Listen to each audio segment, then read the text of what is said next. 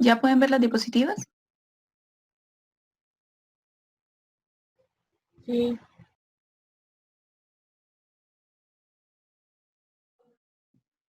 Ok.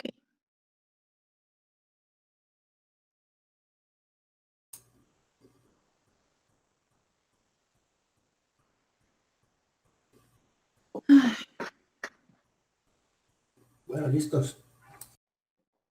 Bueno, buenos días. ¿Listo? Buenos días. Nos correspondió el artículo para exactitud diagnóstica de las pruebas serológicas para el COVID-19. Es una revisión sistemática y un metaanálisis.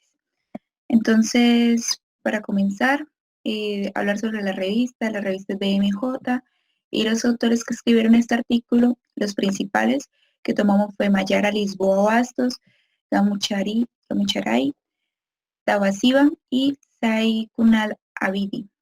Entonces, Mayara es un infectólogo con maestría en medicina clínica y un doctorado en epidemiología.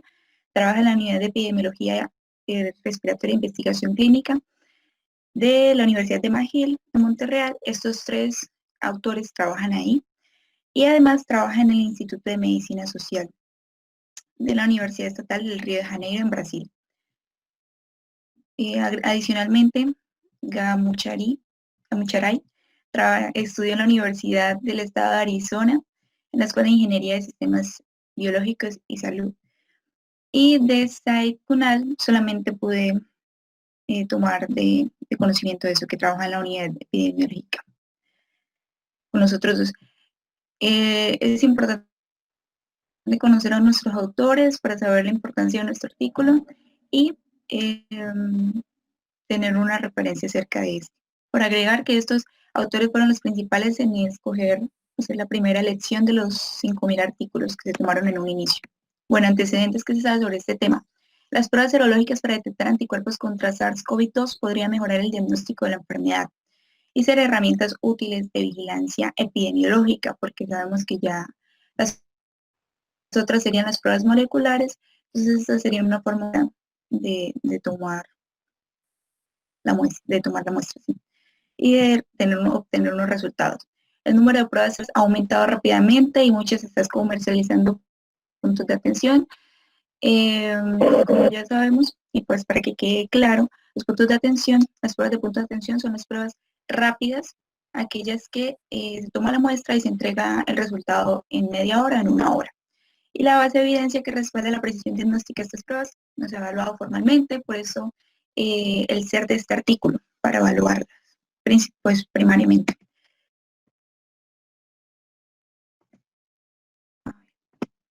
Entonces, el objetivo, determinar la precisión diagnóstica de las pruebas serológicas para la enfermedad de COVID. El diseño es una revisión sistemática y un metaanálisis. Las fuentes de datos tomaron Madeline, BioRips y NetRips del 1 de enero al 30 de abril, utilizando principalmente encabezados o subtítulos de COVID-19 o de pruebas serológicas para COVID-19, con unos criterios de elegibilidad y de análisis de datos acerca de la sensibilidad, especificidad acerca de estas pruebas serológicas o ambas, y en comparación con las de PCR de tasa reversa. Se excluyeron estudios de menos de 5 participantes o menos de 5 muestras.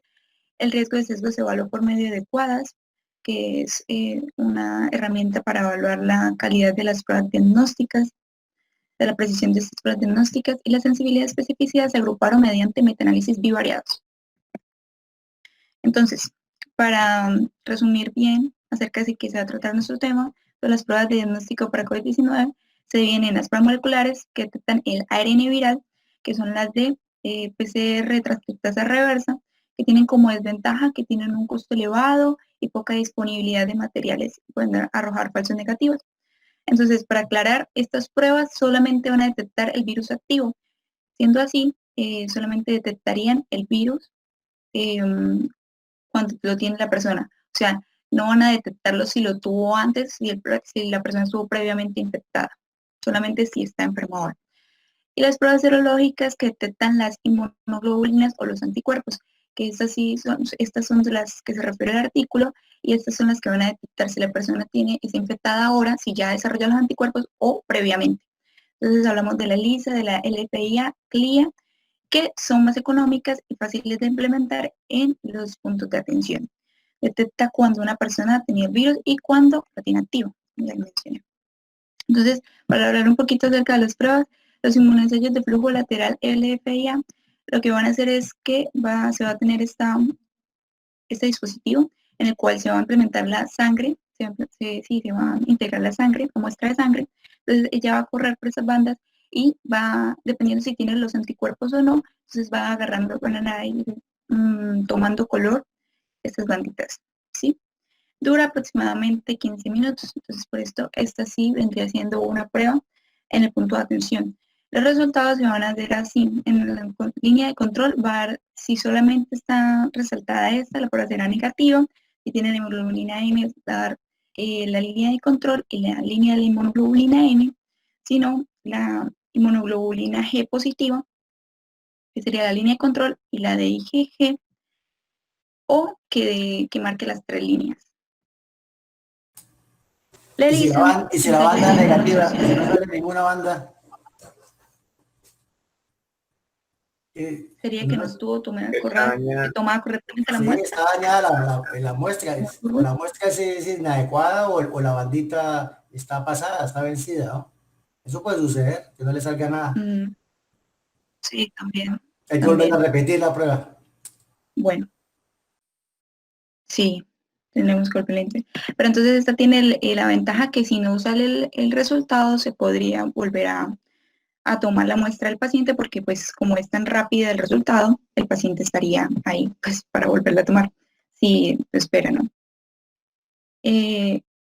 La ELISA, que son los ensayos de inmunoabsorción ligados a enzimas, entonces se trata de que se van a tomar en los tubos de ensayo o en los pocillos, ¿cómo se llama esto? Van a estar los antígenos. Entonces, en la gótica de sangre, si el paciente tiene COVID, van a estar sus anticuerpos. Entonces van a llegar y esos anticuerpos se supone que van a unir a estos antígenos. El resto de sangre se va a lavar. Posteriormente se le van a unir más anticuerpos, pero estos anticuerpos van a ser como los elaborados por el laboratorio, a los cuales se le va a unir la enzima que va a causar el color, y el color es lo que se va a reportar. Entonces, se le une nuevamente, se le agrega el anticuerpo, se une a los anticuerpos del paciente, si los tiene, y posteriormente se le une la enzima que va a arrojar el color. Si es positiva, sería como la imagen 6, que arrojaría un color, y si no, sería negativa como la imagen 7.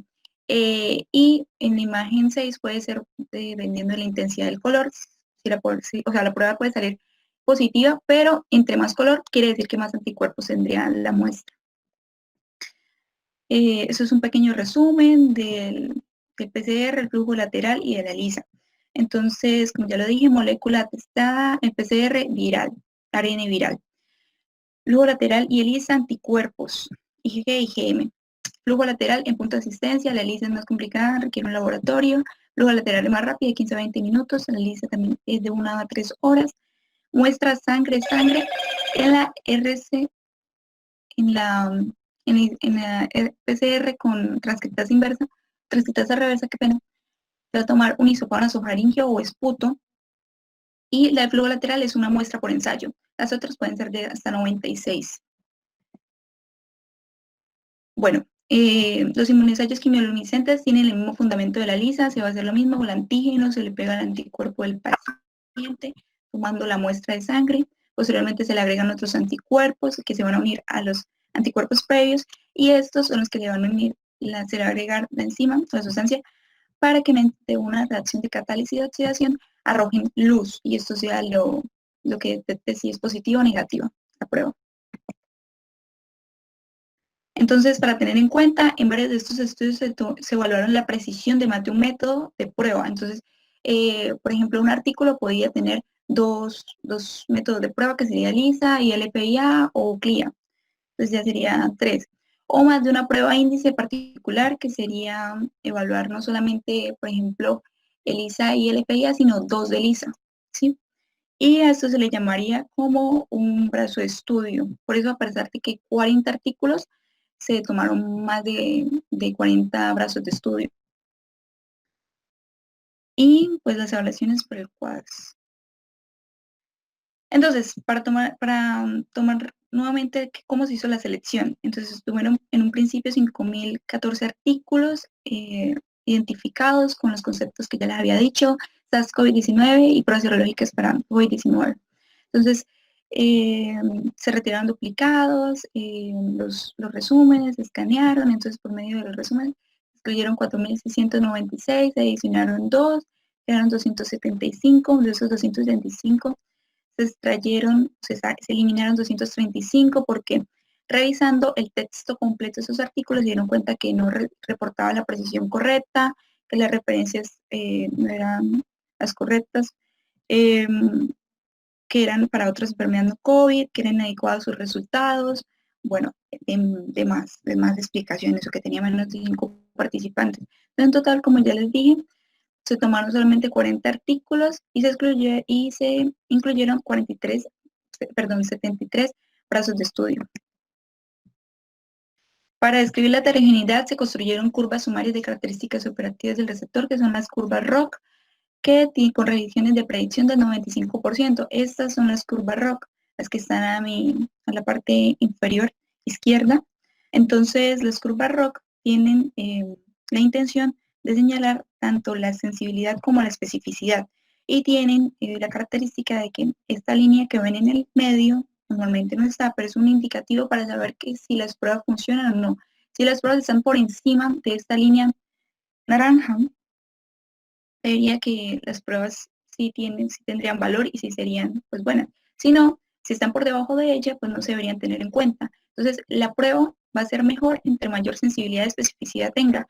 Por lo tanto, esta prueba mide la sensibilidad aumenta de abajo hacia arriba y la especificidad va de derecha a izquierda. Por lo tanto, la mejor prueba va a ser la que esté en el punto superior izquierdo, ¿sí? Entonces, entre la test A y test B sería mejor el test A. Entonces, para aclarar un poquito eso, y en las tablas o imágenes suplementarias que nos proporcionó el doctor, que era el otro artículo, o el artículo complementario, sí, nos hablaba de las tablas de ROC, pero era como un poquito más complejas, entonces era para explicarles que primero para hacer las tablas de ROC se tomaron estas tablas 2x2, que para hallar los verdaderos positivos y los falsos positivos, porque en una parte, en vez de hablar de especificidad, hablaba de los falsos positivos. Aquí están ¿cómo se dice? Bueno, para hallar la especificidad y la sensibilidad y la especificidad, cada una.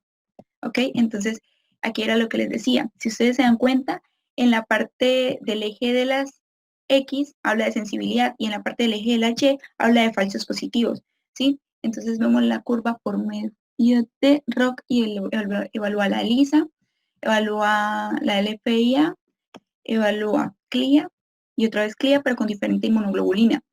Entonces, si vemos la mejor gráfica que está hacia la izquierda y hacia arriba, o sea, la que es más certera, tiene más sensibilidad y especificidad, sería la CLIA IgG. La LFIA, si ven, es la más baja, la que está más abajo. Entonces, como para aclarar ese punto, de la tabla número 1 que hablaba en el artículo, quise resumir principalmente era la toma de la ubicación geográfica de los estudios incluidos, porque si recordamos, este virus fue en China, entonces si se dieron cuenta, la mayoría de estudios fueron tomados de China, 28 estudios de China, 3 estudios de Italia, 3 estudios de Estados Unidos y de Dinamarca, España, Suecia, Japón, Reino Unido y Alemania, solamente se tomaron un estudio. Entonces, como para tener ese dato. Y tanto la sensibilidad como la especificidad se formaron en un 80%, o sea, ambas. La sensibilidad sola en un 18% y la especificidad sola en un 3%. Entre los estudios incluidos, el 50% fueron realizados por pares, el 80% de los estudios utilizan un diseño de casos y controles, que como para recordar los casos, son las personas que están enfermas y estuvieron expuestas al factor de riesgo, o sea, en este caso los virus, y los controles son las personas sanas expuestas al mismo factor de riesgo. Y el 10% de la población de los artículos de estudio fue población ambulatoria.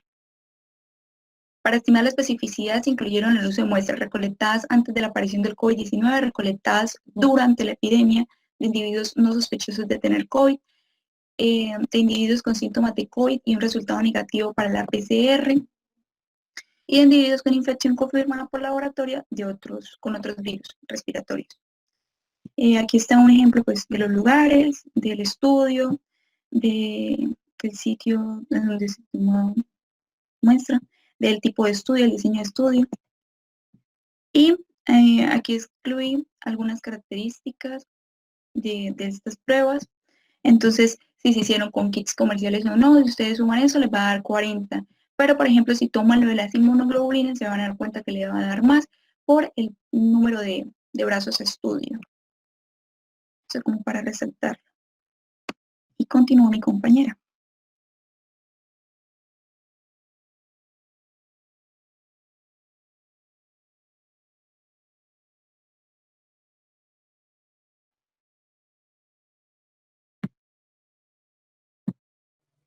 ¿Aló? Juliana.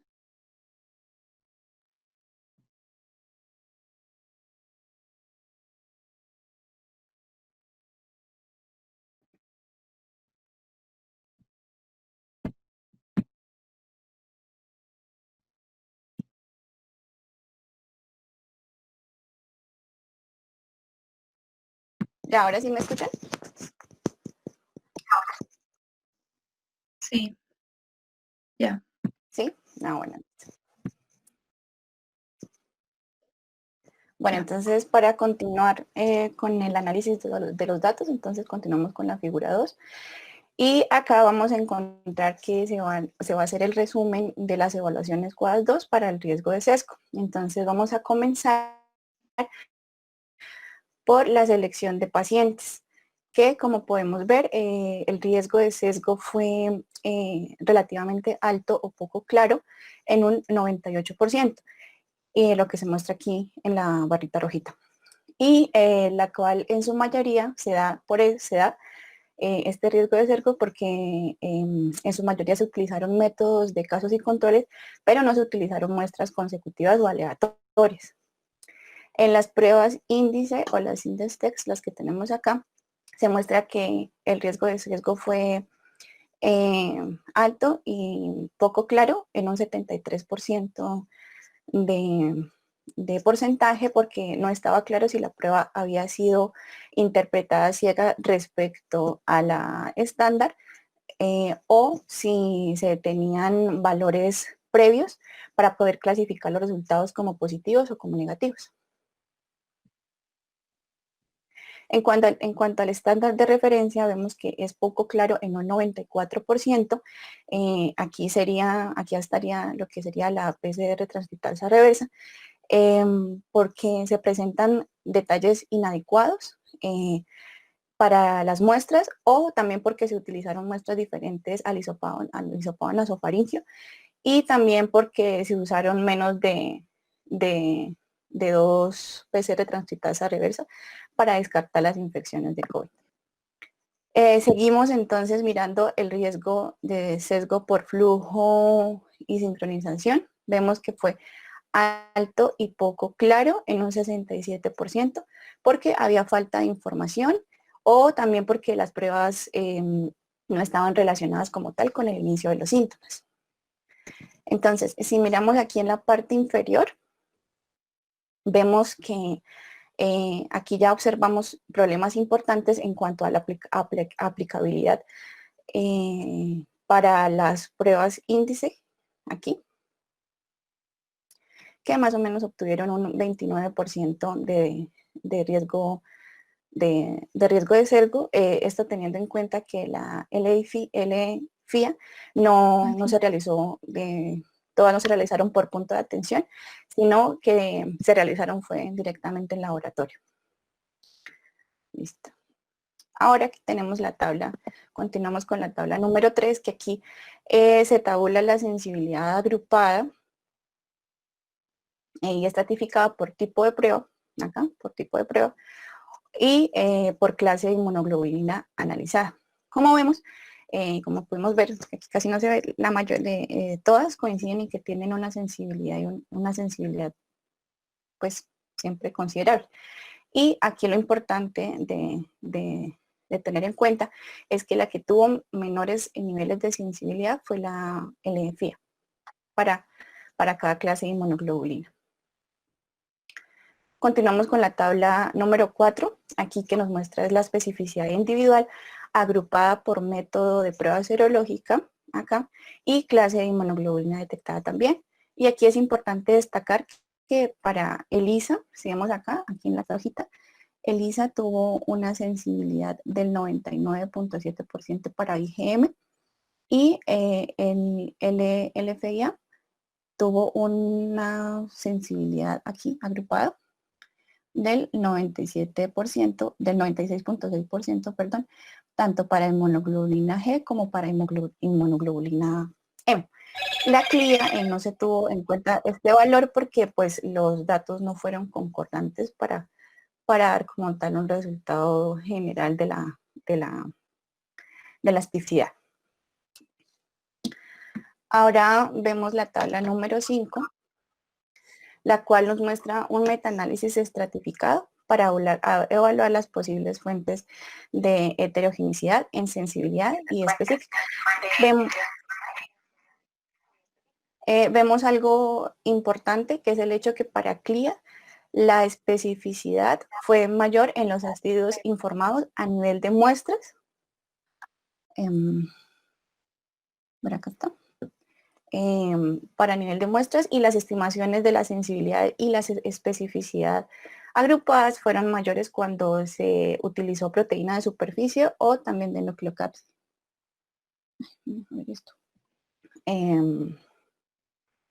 Y además de esto, es de suma importancia ver esto, que los kits comerciales en cuanto a LFIA, si vemos acá, cuando se usaron los LFIA, muestran un porcentaje de sensibilidad muy bajo, vemos acá, en comparación con las que no tuvieron kits comerciales, que tienen un porcentaje de sensibilidad del 88%. En general, los tres métodos, la especificidad agrupada fue alta en poblaciones, sin sospecha de COVID, pero para LFIA y para CLIA, la especificidad agrupada fue alta en poblaciones sin sospecha de COVID. Con sospecha de COVID, perdón. Y finalmente la LFIA, la especificidad fue menor en cuanto se estimó en individuos con otras infecciones virales, lo que no pasó con ELISA y CLIA. Acá vemos esto. Bueno, ya fui para, seguimos con la tabla número 6, que aquí tenemos que tener, aquí se realizó fue la sensibilidad agrupada teniendo en cuenta el momento de la aparición de los síntomas. Aquí hay que tener algo claro. Como vemos en las primeras semanas que se realizaron las pruebas, vemos que todas tuvieron sensibilidades muy bajas y que estas empezaron a aumentar a partir de la tercera semana. Iban aumentando paulatinamente. Y ya para finalizar el análisis de datos tenemos la tabla número 7, que aquí es como un resumen de todos los resultados obtenidos que se muestra es un ejemplo hipotético para 1000 personas que se realizaron la prueba serológica en un entorno donde había prevalencia ya sea del 5%, del 10%, del 20% de SARS-CoV-2.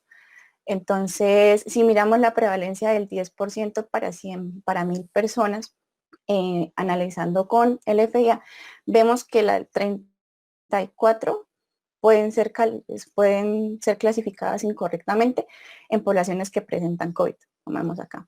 Y que 31, teniendo en cuenta también la LFIA en poblaciones no infectadas por COVID, tendrían riesgo también de tener error en la clasificación con 31 de ellas. Listo. Entonces ya pasamos a la discusión y vamos a revisar que mediante la revisión sistemática y el metaanálisis, la evidencia para la precisión diagnóstica para COVID-19 mediante las pruebas serológicas se caracteriza por tener altos niveles de riesgo de sesgo y de heterogeneidad. Además, la generación limitada de las pruebas de punto de atención, entonces esto también me puede generar este riesgo de sesgo. Entonces aquí se analizó que la LFIA es la que presenta menores niveles de sensibilidad en relación con la ELISA y la CLIA. Otro punto importante es que los kits comerciales, cuando se usaron, también presentaron niveles de sensibilidad bastante bajos, en especial en las primeras semanas desde el inicio de la enfermedad. Y en general las especificidades fueron altas, pero en aquellos individuos con sospechas de COVID-19 era menor, y si había presencia de otras infecciones virales, esto podría conducir a la presentación de falsos positivos, en especial en el método LFIA. Entonces vemos cómo las pruebas que se comercializan como pruebas de punto de atención presentan importantes debilidades y limitaciones. Entonces ahora sigue el significado del estudio. Entonces que las pruebas serológicas se encuentran, vemos que las pruebas serológicas se encuentran contraindicadas más allá de la investigación y la evaluación.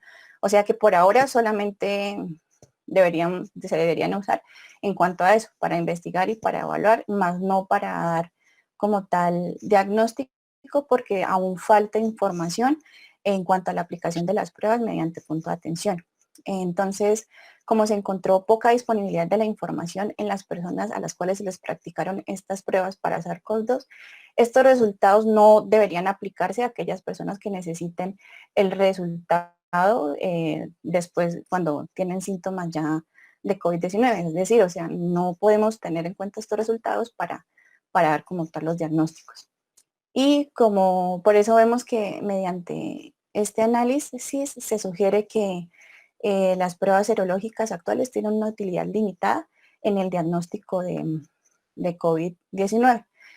Listo. Entonces ahora, como vemos aquí en este cuadro resumen todo, vemos que en promedio el 44 al 87% de las pruebas se podrían identificar erróneamente como falsos infectados, a pesar de que la especificidad vaya aumentando cuando pasan de las 3 semanas del inicio de los síntomas.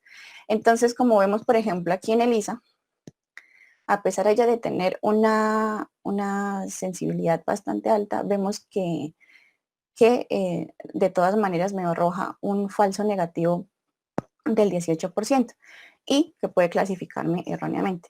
Y la LFIA en un 34%. Vamos acá. Entonces aquí vemos que el uso de estas pruebas serológicas por su bajo rendimiento para el diagnóstico del COVID-19 nos hace plantearnos preguntas sobre la utilidad para la toma de decisiones médicas.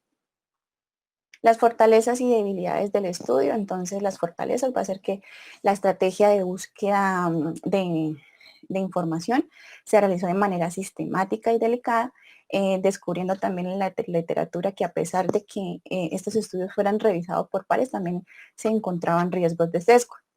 También se descubrió sesgo en la, otra fortaleza importante fue que 2 investigadores realizaron las evaluaciones para posibles sesgos de manera independiente y sistemática. Y en cuanto a las limitaciones, se vio que al comparar diferentes poblaciones de estudio existe el riesgo de confusión. Esto se da, por ejemplo, por las diferencias del momento del muestreo, que esto fue lo que hizo que se tuvieran tantas diferencias en cuanto a la sensibilidad y a la especificidad. Y otra habilidad que nombran ahí los investigadores es que como no se realizaron búsquedas en Embase, pues algunos estudios que pudiesen haber sido importantes pues se quedaron por fuera. Y finalmente pues ya tenemos las conclusiones, que ellos evaluaron que para investigaciones futuras los estudios deben evitar, se deben diseñar muy específicamente para evitar limitaciones futuras, usando fundamentos de estudios de precisión diagnóstica, como un uso específico de una prueba, la selección de la población mediante un muestreo consecutivo, la realización de pruebas síntesis de manera estandarizada y se debe garantizar que la prueba de referencia sea precisa. Por eso, para reducir la clasificación errónea con la PCR transcriptasa reversa, se deben realizar de forma consecutiva por lo menos 2 pruebas y también se deben incluir, si se puede, los cultivos virales. Y también para que se reduzca la variabilidad en cuanto a la sensibilidad y a la especificidad, estas deben ser estratificadas según el entorno, es decir, que si se toman en un ambiente hospitalario o un ambiente ambulatorio, también por la gravedad de los síntomas y los días que han pasado del inicio de los síntomas. Y ya finalmente, lo que debe quedar claro, lo que nos debe quedar claro y llevarnos, es que respecto a este estudio, según la evidencia encontrada, el uso de estas pruebas serológicas en punto de atención para COVID-19 no tiene ningún respaldo. Por eso, a pesar de que, como hemos visto, la comunidad científica se ha esmerado mucho por sacar investigaciones y resultados rápidos, también deberían preocuparse porque los estudios sean de mejor calidad y pues poder evaluar mejor las herramientas y así obtener datos menos sesgados. Y pues aquí una frase que me gustó, que en los momentos de crisis solo la imaginación es más importante que el conocimiento. Muchas gracias. Bueno, muchas gracias a Angie y a Juliana, muy buena la presentación. Para resaltar, entonces no queremos que utilizar las pruebas estas de que detectan anticuerpos para el diagnóstico. Y básicamente porque tempranamente va a haber mucho resultado falso positivo, porque la especificidad es buena. Y aquí en Colombia replicaron el estudio, el Instituto Nacional de Salud hizo un estudio con una prueba comercial y se vio que por allá al día 13 la sensibilidad y la especificidad son buenas. Nosotros, pacientes con 13 días de síntomas, o ya están intubados o ya están superada la enfermedad, entonces no tienen utilidad para hacer diagnóstico temprano. Entonces, no sirve. Vigilancia epidemiológica, como para decir que alguien estuvo enfermo, pues es muy difícil porque si gente sin síntomas, ¿usted en qué momento le hace la prueba? Entonces no va a ser fácil determinar si sí o si no. Llamar la atención cómo estamos publicando de mugre, como todo el mundo está afanado por publicar, pues todo el mundo manda, y las revistas también están afanadas por publicar. Entonces se saltan los procesos editoriales normales. Vieron que la mitad de los estudios no tenían revisión por pares. Simplemente los escritores mandan el artículo y el editor le parecía interesante y lo publicaba. Y así ha pasado con mucho estudio de COVID. Dicen que tal medicamento sirve para tal cosa y cuando van a revisar el estudio, es un estudio con muchos problemas metodológicos, con mucho sesgo, con mucha heterogeneidad, y eso no hubiera pasado si hubiera una revisión por pares, pero una revisión por pares es demorada, se le dan por lo menos 3 meses, y eso se lo están saltando. Entonces hay que ser muy cauteloso en aceptar cualquier resultado. Uno tiene que mirar si hay una revisión por pares, si el estudio tiene un buen grupo control y todas esas cosas, que eso no está sucediendo ahora. Vieron que casi todos estos eran casos de controles, eran retrospectivos. Cuando es algo retrospectivo, el sesgo es altísimo, y ahí lo vieron, 98%. Entonces, lo que sí sabemos con todo este análisis que hicieron estos muchachos de McGill, que es un sitio muy serio, es que no podemos confiarnos en las pruebas serológicas, y eso fue un negocio ahorita que hay que al principio todo el mundo se mandó a hacer eso, pero eso no servía para diagnóstico. Entonces, sigue siendo el estándar de oro la prueba molecular, que tiene mucho falso negativo en los primeros días. En la primera semana la tasa de falso negativo puede llegar hasta un 30%. Entonces, por eso muchos han dicho que hacen una segunda prueba, y ahorita que ahora el Instituto Nacional de Salud y el Ministerio dijeron que no porque no tenemos insumos, se nos acabaron. Entonces, esto es muy complicado porque nos estamos yendo por criterios radiológicos y clínicos, porque se sabe que la tomografía de tórax es muy sensible al diagnóstico temprano, más sensible que la misma PCR en los primeros días, pero muy costoso. Ya no todo el mundo le vamos a poder hacer el TAC de tórax. De hecho, los pacientes los mandamos para la casa, a no ser que tenga criterios clínicos para hospitalizarse. Entonces, el reto es grandísimo. La PCR vale aproximadamente 300.000 pesos por prueba. eso lo está asumiendo el Estado, pero entonces en un país pobre diagnosticar tempranamente no es fácil, nos toca seguir siguiéndonos por criterios clínicos, ver el paciente que está complicado o no, y a ver si afinamos las pruebas. Nadie ha hablado todavía de pruebas inmunológicas que detecten antígeno, no hay pruebas serológicas. Usted detecta el virus, está muy bien ahí en el hisopado, pero nadie ha hecho una prueba, no conozco, que midan antígeno viral en suero, por ejemplo. No los conocemos, no lo han desarrollado, que serían como buenas, ¿no? Porque está identificando presencia del virus. Bueno, eso vendrá después, pero por ahora las medidas clásicas, ¿no? De aislamiento social, de lavado de manos, de tapabocas, que eso sí tienen evidencia que sirven. Hay un metaanálisis muy bueno en Lancet que demostró que eso sí tiene una efectividad de aproximadamente, combinando eso, un 80%. El otro 20% pues es el descuido y el azar que nos va a llevar a la infección. Entonces yo creo que podemos pasar al siguiente artículo. Muy buena la presentación. Siguiente grupo, por favor.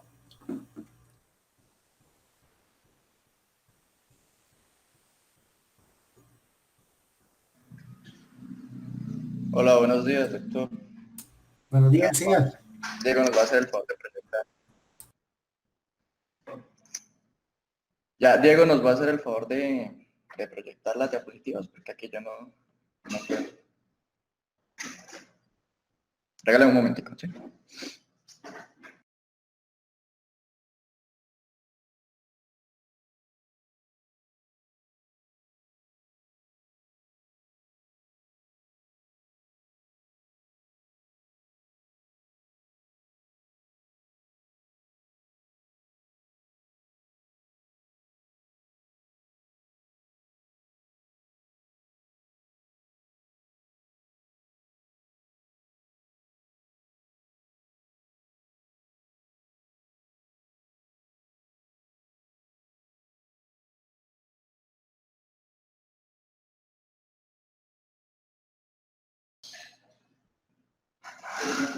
Bueno, listo. Entonces vamos a comenzar con la revisión del siguiente artículo, ¿no? Está a cargo de Diego Villamizar y de mi persona, John Villamizar. Siguiente, Diego, por favor. El título del artículo es la asociación de los biomarcadores plasmáticos de la ingesta de frutas y vegetales con la incidencia de lo que es diabetes tipo 2. Este estudio se realizó a cabo por lo que es la EPIC Interactive, que es como una asociación que lleva a cabo estudios en Europa. Exactamente se realizó en 8 países. Los autores son 45 personas. Como pueden observar, ahí están los nombres de cada uno de ellos. Siguiente. Al ser tantos autores, la verdad, no pude indagar sobre todos ellos, eran 45, entonces escogimos 3 al azar. En este caso está el doctor Yushen Sen, que es un doctor que se encuentra en lo que es relacionado al programa de epidemiología nutricional en la Universidad de Cambridge. Tiene varios artículos muy interesantes, como en el caso de lo que son los determinantes genéticos nutricionales de los marcadores, respecto a los ácidos grasos, vitaminas C y carotenoides, que publicó ya en el 2017, y otros relacionados en el 2013, como lo que son los riesgos prenatales y la alimentación prematura en niños, cómo afectan la obesidad. Eso lo realizó en China. El siguiente autor sería el doctor Fumiaki Imamura, que ya es un científico investigador, también perteneciente de la Universidad Cambridge de Michigan, pero él sí es un químico, salió en el año 2002 graduado, obtuvo su doctorado en la Universidad de Tufts como epidemiología nutricional en el año 2009. El otro autor es el profesor Nick Wareham, que es director de la etiología y el mecanismo de trastornos metabólicos. En este caso pues se centra en lo que es diabetes, y pues también pertenece a la unidad de epidemiología de la Universidad de Cambridge, exactamente en el Instituto de Ciencias Metabólicas. La fecha de publicación para este artículo salió el día 8 de julio, del presente año, fue aprobado en la revista BMJ el día 2 de abril. Siguiente. Bueno, ¿qué objetivo como tal tenía ese artículo? Era investigar la asociación que tenían, pues como ya su título lo dice, la asociación de la vitamina C y los carotenoides plasmáticos respecto a los riesgos que las personas al padecer diabetes. El método usado es un método de estudio de casos y cohortes en prospectiva. ¿Qué significa esto? Que este es un estudio que se puede empezar a realizar hoy y se finaliza en un futuro, o sea, es a lo largo de una línea del tiempo. La muestra fue de población de 8 países pertenecientes a la Comunidad Europea, en los cuales pues midieron la incidencia de diabetes tipo 2. Siguiente.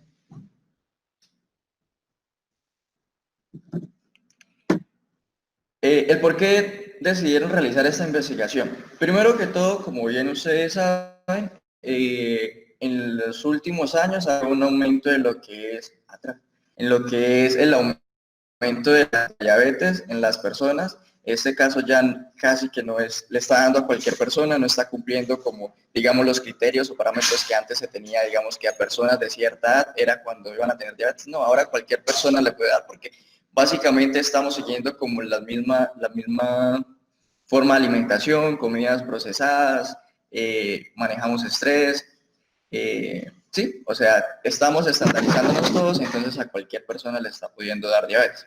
Esto hace que esté de prioridad la prevención en los procesos de salud pública. Por otro lado, también esta investigación se llevó a cabo ya que se cree que la ingesta de los alimentos como lo es las frutas y las verduras nos pueden ayudar a prevenir este trastorno.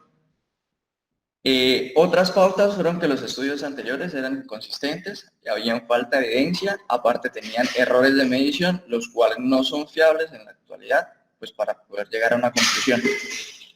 El realizar estos estudios con biomarcadores nos podrían llevar pues a la asociación que tiene la ingesta de estas frutas y estas verduras y cómo pueden ayudarnos a bajar los riesgos de la diabetes. Siguiente.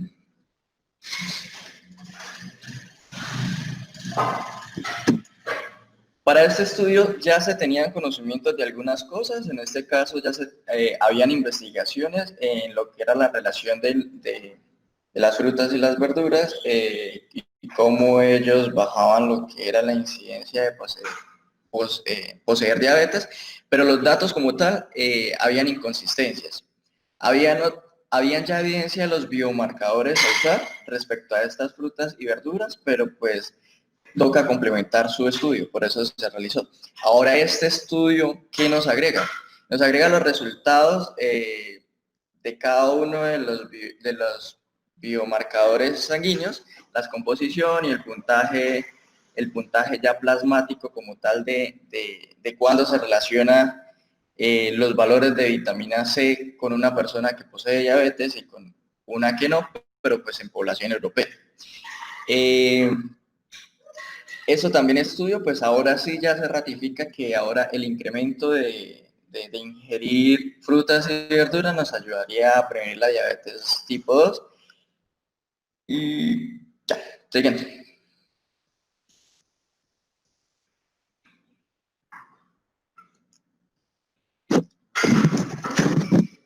¿Cómo fue el diseño del estudio y a qué población se realizó? Como en el título lo dice, pues fue realizado en Europa, 8 países. Este estudio se llevó a cabo por la EPIC Interact, que es una asociación europea que permite el proceso de llevar investigaciones de diferentes índoles. En este caso se centró en lo que es diabetes. Los años de realización, como dije, fue un estudio prospectivo, fue entre 1991 y 2007. Los individuos como tal que se tomaron para la cohorte fueron 340.000 personas, las cuales se verificaron que 12.403 individuos padecían lo que era diabetes tipo 2. Todo este estudio, al sumar la cantidad de años individual. Y al sumar todas las personas nos daban 3.99 millones de años de seguimiento para todas esas personas.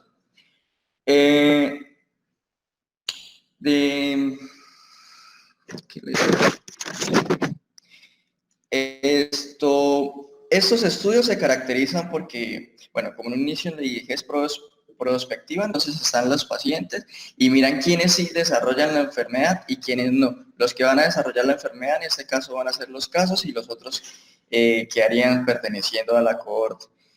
De esta cohorte hay una subcohorte estratificada en la cual se seleccionaron 16.835 participantes, pero hubieron algunas exclusiones, como lo fueron 548 personas que ya presentaban una diabetes prevalente, 129 que estaban con un estado de diabetes incierto y 4 con una diabetes después de la censura de esta examinación. Entonces, como tal, quedaron 16.154 personas.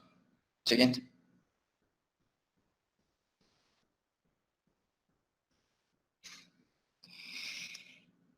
Este tipo de estudio, pues, ¿qué es como ventajas que tiene? Que me va a ser más específico, me va a llevar a unos datos más claros. Lo único ahí como desventaja es que es el costo y la cantidad de tiempo que tienen que invertir todas las personas. Para este tipo de estudio, todos los participantes dieron su consentimiento, dieron actas por escrito y para que sus datos fueran procesados por la Agencia Internacional de Investigaciones, como lo fue la EPIC, que ya no solo trata las investigaciones de nutrición, sino también sobre cáncer. Siguiente.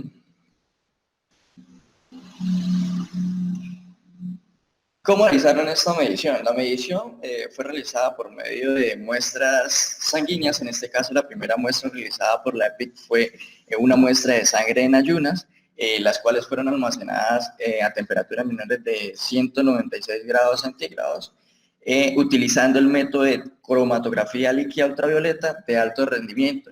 Esta es una técnica que nos sirve para separar las moléculas dependiendo de su talla, dependiendo la carga superficial,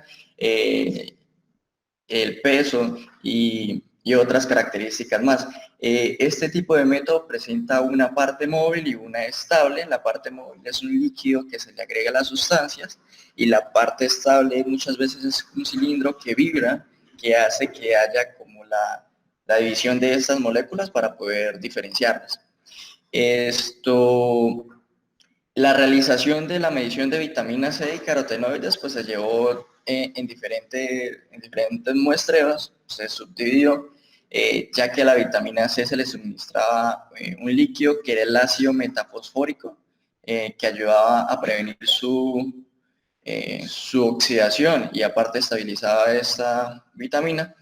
Y por el lado, para medir los carotenoides, que eran 6, se le agregó una sustancia que es la beta-apo-8-carotenal estándar y otra sustancia, el hidroxitolueno butilado, que también servía para estabilizar pues, cada uno de los carotenoides.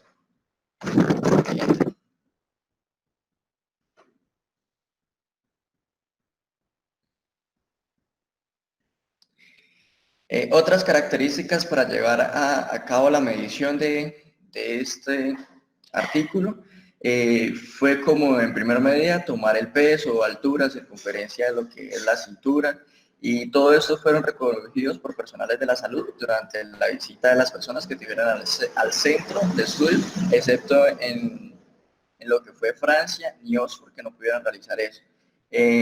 También se le pidió que era su información dietética, ya sea dándosela al entrevistador o ellos mismos llenando un formulario. También se pidió información como lo que es la actividad física, si presentaban algún otro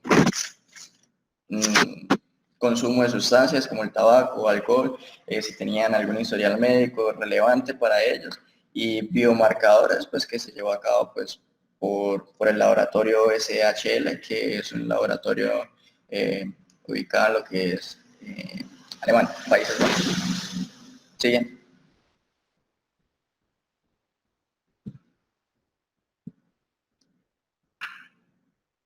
Siguiente, por favor. Ya, ahí. La forma donde fue recopilada todos estos análisis fue en un sistema que se llama el Stata 14. Este es un software estadístico que es muy completo, que me sirve para cualquier disciplina. Este me permite el manejo tanto de gráficos, de datos, suministro de información, con una calidad de publicación. En este caso, pues todas las personas, todos los coeficientes e intervalos de confianza están sobre el 95%. Sí, de las tomas pues, adquiridas. Siguiente.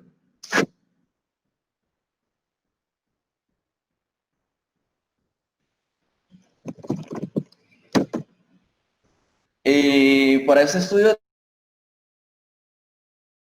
por medio de estudios apartados, entonces se agruparon por lo que era general en cada país, ¿sí? Entonces la puntuación de los biomarcadores en cada país no eran las mismas, como es por lo menos en el caso de Alemania, que era la que presentaba los más altos índices de presencia de vitamina C plasmática, y en Italia, que era donde tenían los valores más bajos. En este caso sí tienen como un promedio, una relación en donde se presentaban lo que era la presencia basal de vitamina C y carotenoides en 36.3 y 1.3 micromoles por litro en personas padecientes de diabetes, en comparación a las personas que no padecían esta enfermedad, que sus valores plasmáticos eran más altos, como lo es en 42.3 micromol por 1.7 micromoles por litro. Quienes hacían parte de las subcohortes. Siguiente.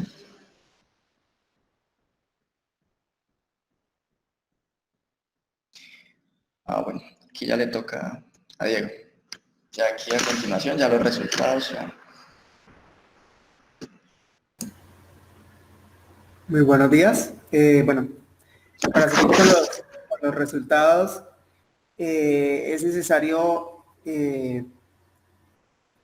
ahorita en la tabla les voy a explicar más o menos los datos más importantes referente a estos resultados que son característicos de la población. Bueno, la concentración media inicial en el plasma y en los carotenoides fue de 36.3 y 1.3 micromoles, perdón, y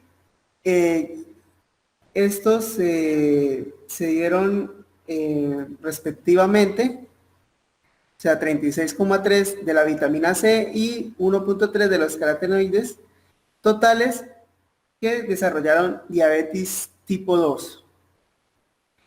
De los que se encontraron en los subcortes, en el total de subcortes de los participantes, fue 42,3 con una desviación estándar del 19,2 micromol sobre litro y 1.7 con una desviación estándar del 0,8 micromol sobre litro.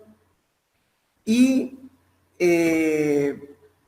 un dato muy importante respecto a la población los participantes de Alemania, es que tenían los niveles medios, la media más alta de vitamina C en plasma, y Italia tenía los valores más bajos referente a esta vitamina C.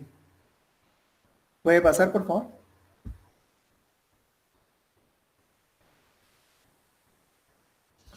Bueno, aquí como pueden ver en el cuadro, bueno, es una parte del cuadro porque el cuadro tenía muchos más valores, pero aquí muestra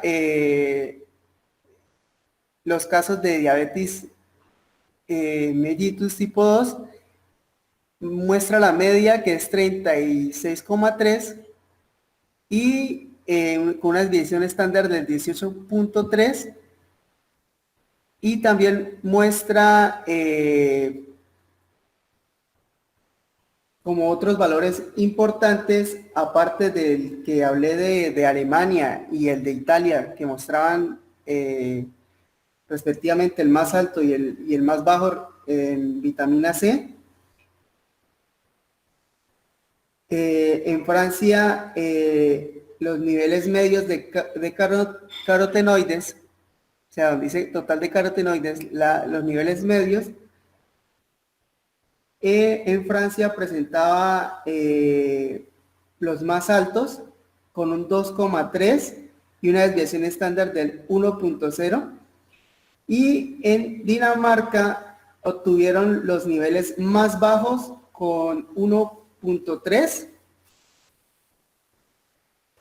Qué pena, alcanza a salir un poco recortado Dinamarca. Un fallo ahí así alcanza a verse un poco. Y con 1,3 de la media y una desviación estándar del 0,8. ¿Puede pasar, por favor? Bueno, para hablar un poco del siguiente punto, que ya es una asociación que se hace de la vitamina C respecto a los carotenoides totales e individuales. Entonces se toma esta tabla, que era una tabla suplementaria S1, la cual me hacía la correlación directa de la vitamina C en plasma y los carotenoides. Y como pueden ver, ahí muestra los 6 tipos diferentes de carotenoides respecto a la vitamina C.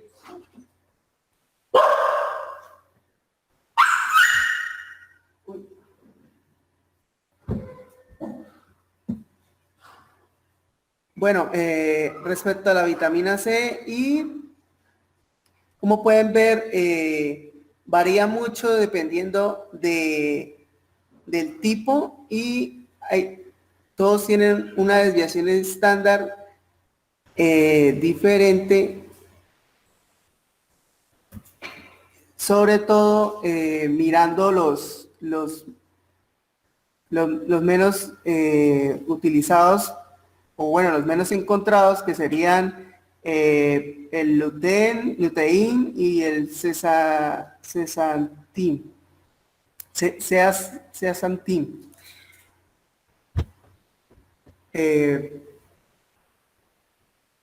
Principalmente esta tabla lo que ayuda es usada para calcular este cruce de estadístico sobre los 8 países respecto al uso de tanto de vitamina C como de carotenoides,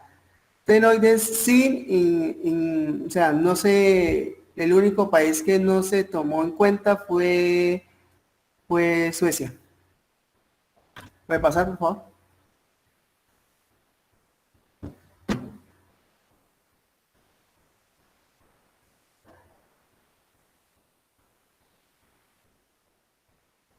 Bueno, aquí muestra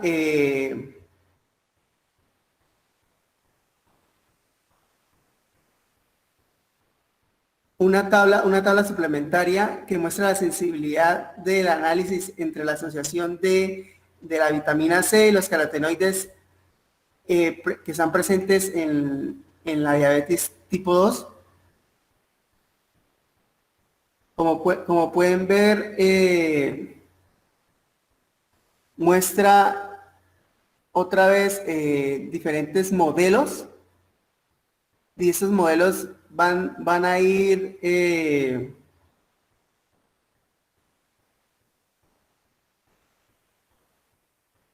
distribuidos según también van a ir distribuidos según el carotenoide y según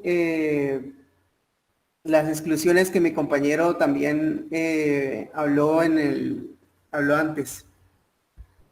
¿Puede pasar, por favor?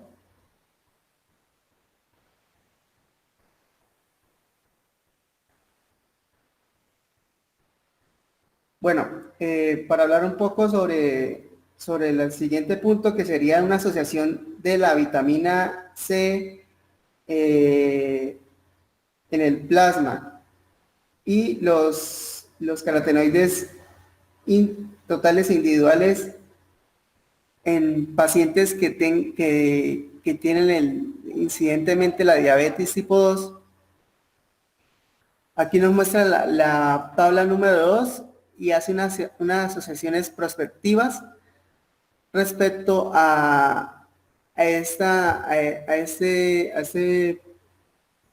respecto a estos modelos. Aquí me estaría mostrando 3 modelos por cada uno. Y solamente muestro 3 tipos muestro el total de carotenoides y 2 tipos, porque los otros estaban en la otra tabla, pero no me parecieron tan importantes, aunque obviamente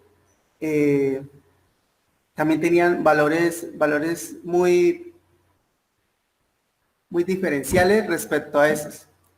Entonces, los niveles más altos de vitamina C se asociaron a un menor riesgo de presentar la diabetes, y como pueden observar en la tabla, se muestra también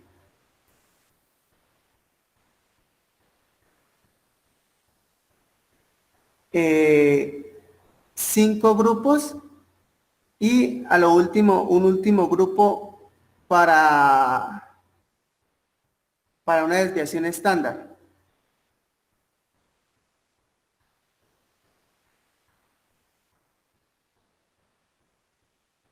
De estos grupos, el grupo número 1 fue el más bajo de todos, como pueden ver, con un puntaje de una media de 17.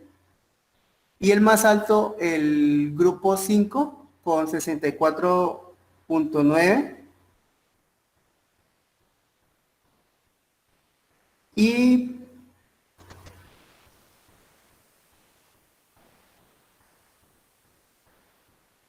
tanto en los modelos 1A como 1B,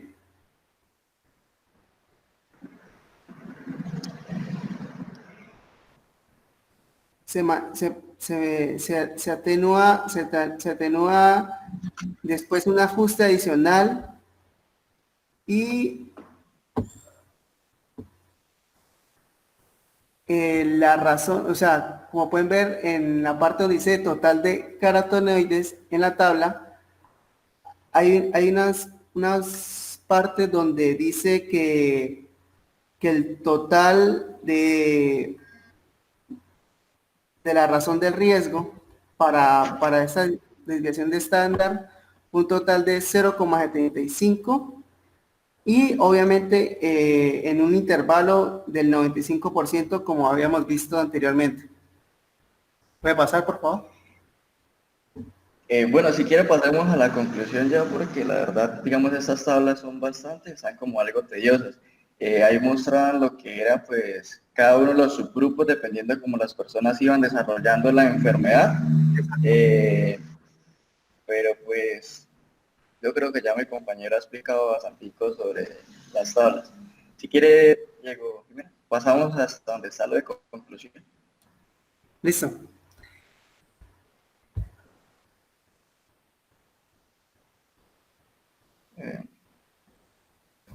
Bueno, en la parte de discusión, es un gran estudio con diversidad dietética en 8 países europeos, y esta puntuación está compuesta obviamente de muchos biomarcadores, y en parte se asocian directamente, se relacionan inversamente con el riesgo de diabetes. y pues aportaron, o sea, con todas las tablas y todo el análisis estadístico que hicieron, aportaron una evidencia sólida de que estos biomarcadores son objetivos para la recomendación de que se debe aumentar la ingesta de frutas y verduras para prevenir la diabetes tipo 2. ¿Puede pasar, por favor?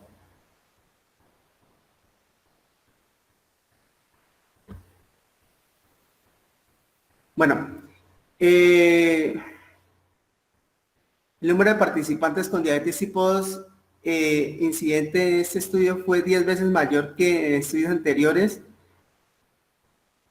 como explicaba mi compañero al principio, porque se han ido mejorando tanto la toma de todos de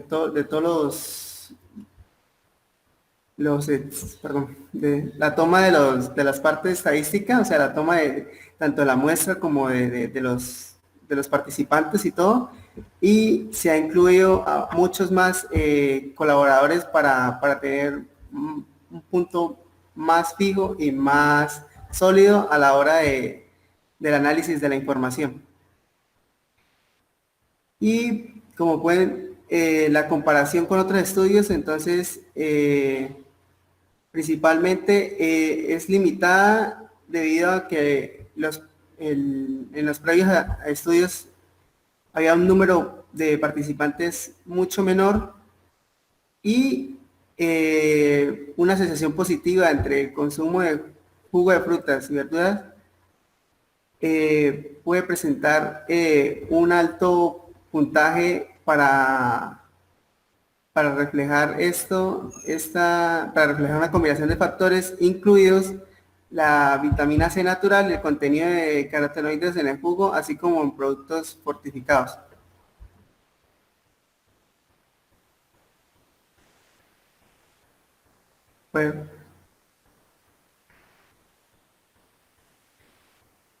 Bueno, para hablar de conclusiones, los niveles más altos de esta vitamina C en plasma y donde estén presentes los biomarcadores carotenoides se asocian directamente con una menor incidencia a una diabetes tipo 2 en diversas de las poblaciones encuestadas, o sea, en las poblaciones europeas de estos 8 países, y principalmente estos biomarcadores son indicadores del consumo de frutas y verduras, lo que reduce el error de la medición y el sesgo de los autoinformes sobre esta dieta. Y algo muy importante que hablaba sobre el hallazgo principal de este estudio es que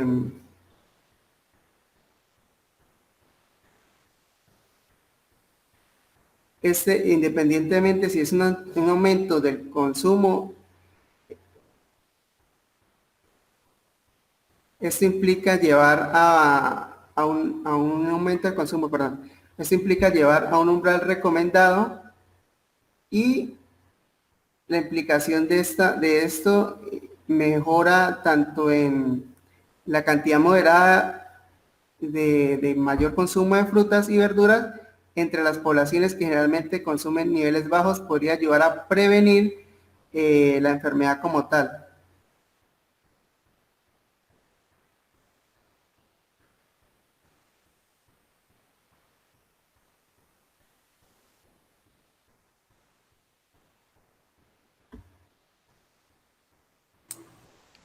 Listo, y así concluiría nuestra exposición, sí, señor. Pues para recordar de que hay que estimular el consumo más de vegetales y de frutas. Fíjense que un incremento leve del consumo disminuye el riesgo de la aparición de la diabetes mellitus tipo 2. También la parte buena es que usted puede cuantificar de una manera más precisa en sangre, pues los marcadores estos, los carotenoides y la vitamina C, porque la gente dice mentira, usted le pregunta de cuánta fruta come, dice, no, yo mucha. Doctor, en Colombia más. Entonces, Pues eso es una cosa más objetiva, medirle carotenoides y medirle vitamina C. Eso pudiera influenciar, pues, decisiones de que las personas consuman más estos alimentos, ¿no? Me decía. Bueno, una recomendación en la presentación. Tenemos que mejorar un poco el castellano, ¿no? El por qué no va suelto. Usted escribe el por qué de algo, por qué ahí va junto. Es diferente decir por qué no vino al por qué de las cosas. El por qué es una palabra única. No se dice hubieron, jamás. El verbo haber en plural va siempre, no existe, siempre va en singular. Hubo, ¿sí? No se dice diabetes, es diabetes. Entonces, seamos cuidadosos porque ustedes son médicos y ustedes van a ser voceros ante la comunidad y necesitamos pues que transmitan bien los mensajes, que cada día sean más pulidos para hablarlo. Vieron que se enredaron mucho Doctor, con una las tablas. preguntita. Señor. Vea que yo tuve un familiar que padeció de diabetes tipo 2 y a él el endocrinólogo no le dijo que no comiera ni banano ni pitaya. Esta razón es debido a Al azúcar que tienen esas frutas. Lo que pasa una es que azúcar muy alta. sí, claro, hay unas frutas que tienen mucha fructosa. El punto es el punto es para prevención de la diabetes, no para el que ya está diabético. Y lo que se refiere es que el consumo de fruta natural y no los jugos, sino la fruta en sí, pura y de verduras, de vegetales, va a disminuir el riesgo. Pero para el que lo tiene ya es diferente la cosa, ya usted tiene que limitar el consumo de calorías, sea la fuente de que fuere, ¿no? Entonces esto es para prevención, ojo, prevención de la incidencia de la diabetes mellitus tipo 2. Bueno, jóvenes, ustedes estamos ya fuera de tiempo, tratemos de ser más concreto la próxima vez. Yo hoy les mando el artículo a los nuevos grupos y les mando la calificación ya del quiz que me contestaron. Y también le mandaremos las preguntas del nuevo artículo. Entonces los dejo porque ustedes tienen que seguir con sus actividades. Yo creo que ya está bien por hoy. Diego tiene la lista, ¿no? De los que faltaron, ¿no? Sí, doctor. Para que la pase al doctor Berbesi. Entonces, si no es más, nos veremos en la próxima sesión. Que estén muy bien, hasta luego.